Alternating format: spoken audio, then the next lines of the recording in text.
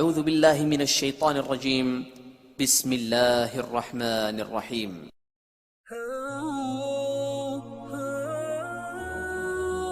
ایک دفعہ بنی اسرائیل میں سے ایک شخص نے دوسرے شخص سے 1000 دینار قرض طلب کیا۔ قرض دینے والے نے کہا کسی اور کو بھی بلاؤ تاکہ انہیں گواہ بنا لیا جائے۔ قرض مانگنے والے نے کہا ہمارے درمیان اللہ ہی کافی ہے گواہی کے لیے۔ قرض دینے والے نے کہا اچھا کوئی ضامن تو لاؤ۔ اس پر قرض لینے والے نے کہا کہ ہمارے درمیان اللہ ہی کافی ہے۔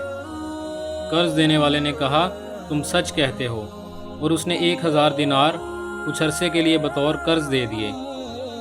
قرض لینے والا شخص 1000 دینار لے کر سمندر پار سفر کے لیے نکلا۔ اس نے اپنی ضرورت پوری کی، پھر سواری کی تلاش کی تاکہ واپس جا کر اپنا قرض لوٹا سکے، مگر اسے کوئی سواری نہ مل سکی۔ اس شخص نے ایک لکڑی لی، اسے کھوکھلا کیا اور اس میں 1000 دینار ڈالے اور ایک خط بھی رکھ دیا۔ پھر لکڑی کو برابر کر کے سمندر کے ساحل پر آیا اور اس طرح دعا کی، اے اللہ تو جانتا ہے کہ میں نے فلاں شخص سے 1000 دینار قرض لیا تھا۔ اس نے مجھ سے گواہ لانے کو کہا اور ضامن بھی طلب کیا۔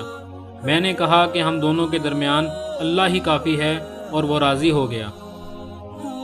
میں نے بہت کوشش کی کہ کوئی سواری مل جائے، مگر کوئی سواری نہ مل سکی۔ اب یہ رقم میں تیرے حوالے کرتا ہوں۔ یہ کہہ کر اس نے لکڑی کو سمندر میں پھینک دیا۔ قرض دینے والا مقررہ مدت ہونے پر سمندر کے ساحل پر پہنچا، یہ دیکھنے کے لیے کہ کوئی سواری پر اس کے دینار واپس دینے آیا ہے کہ نہیں۔ اس کو اتفاق سے وہ لکڑی دکھائی دی جس میں اس کا مال تھا۔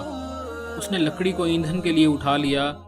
جب اس نے لکڑی کو چیرا تو اسے اس کے 1000 دینار مل گئے اور خط بھی ملا۔ پھر کچھ عرصے بعد وہ قرض دار بھی 1000 دینار لے کر اس کے پاس پہنچ گیا اور کہا کہ اللہ کی قسم میں برابر سواری تلاش کرتا رہا، مگر مجھے کوئی سواری نہیں ملی۔ قرض دینے والے نے کہا جو مال لکڑی کے ذریعے تم نے بھیجا تھا وہ مال اللہ نے مجھے پہنچا دیا، اب تم خوشی خوشی 1000 دینار کے ساتھ واپس لوٹ جاؤ۔